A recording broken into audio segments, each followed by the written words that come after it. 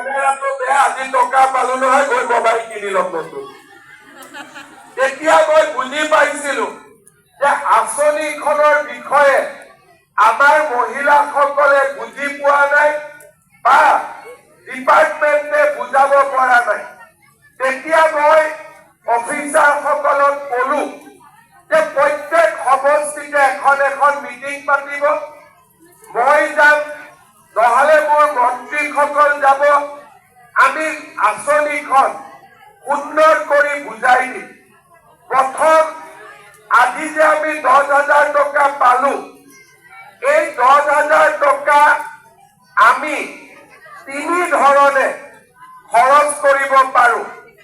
প্ৰথম 10,000 টকা ললো, গ্ৰুপৰ একাউণ্টত 10,000 টকা দি দিলো, 1 লাখ টকা হৈ গল।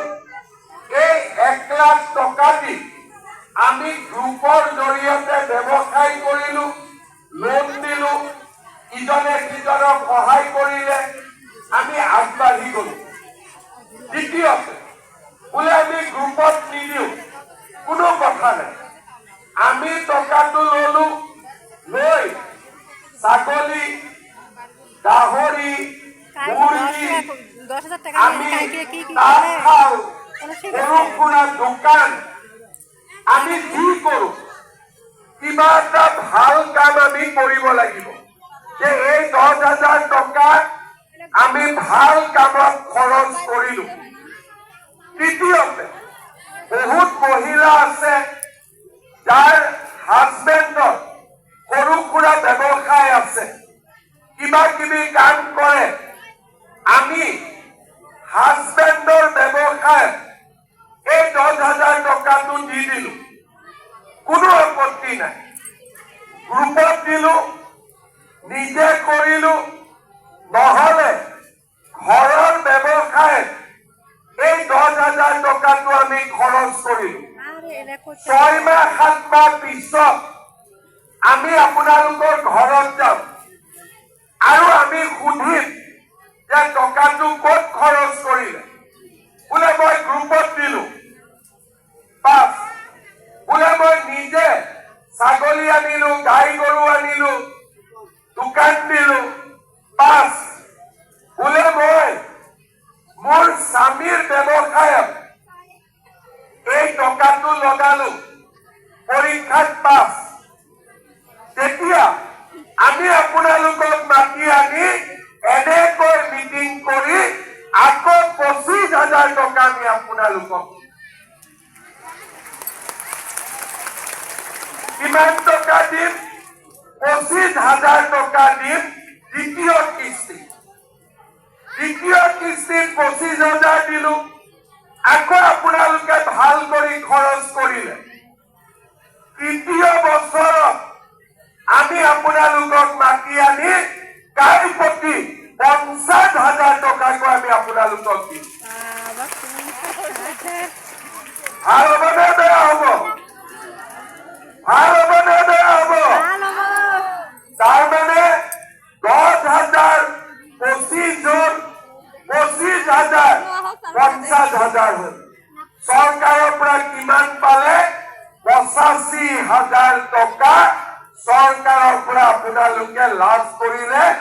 আৰু এই টকা খৰচ কৰি আপোনালোক একোজন ভাল ব্যৱসায়ী, উদ্যমী মহিলা হ'ব পাৰিব। পাৰিবনে নাই আপোনালোকে? যেতিয়া মই 25,000 দিব আহিম, এই 23,000 থাকিব নে কমি যাব? কমিব নালাগে। সকলোৱে 25,000ৰ কাৰণে কষ্ট কৰিব লাগিব। কৰিব পাৰিবনে নোৱাৰে? কিন্তু আৰু এটা কাম আছে, 25,000 পাব লাগিলে বাচ্চা কিন্তু 3টাতকৈ বাঢ়িব নোৱাৰিব। 3টা আছিলে 3টা থাকিব লাগিব। বোলে নহয় 4টা হৈ গল, আৰে বাইদেউতো মই মানা কৰিছিলো, বোলে কি কম, আল্লাহ দি দিলে। সুধিলে কয় আল্লাহ দি দিলে। এতিয়া আপোনালোকে মোক কওক, আল্লাহ ঘৰত আহি কাৰোবাক বাচ্চা দিয়ে নেকি?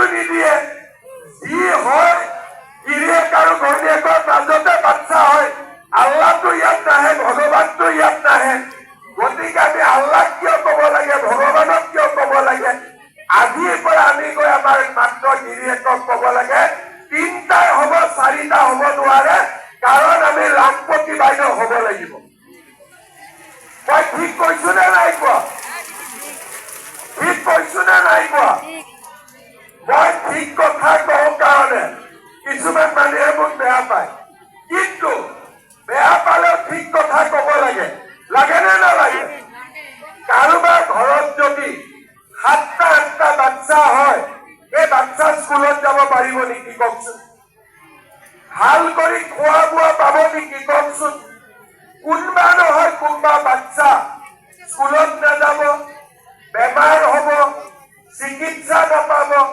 আৰু তাৰ পৰাই ল'ৰা ছোৱালী বিপথে যোৱা আৰম্ভ কৰে সেইকাৰণে মই কিছুমান কাম কৰি আছো যে বাচ্চা ছোৱালী কোনে বিয়া দিব নোৱাৰে যদি বাল্য বিবাহ হয় তেতিয়াহ'লে যোনে বাচ্চা ছোৱালীক বিয়া কৰাব সি জেলত যাব লাগিব চিধা কথা আজি তাৰ কাৰণে আমাৰ অসমত বাচ্চা ছোৱালীৰ বিয়া কমি গৈছে বাপেক মাকে মোক সুধিছে যে ছোৱালীকতো বিয়া দিয়া নাই কি কৰা মই কৈছো পঢ়াওক বোলে পঢ়াবৰ কাৰণে আমাৰ টকা নাই মই টকা দিছো নিযুত মইনা আঁচনি আপোনালোকে ছোৱালীক পঢ়াওক টকাৰ কথা চিন্তা কৰিব নালাগে আজি আমাৰ ছোৱালী কলেজলৈ গৈছে দেখিলে ভাল লাগে সৰু সৰু ছোৱালীবোৰ আগত বিয়া হৈছিলে এতিয়া কলেজত যায়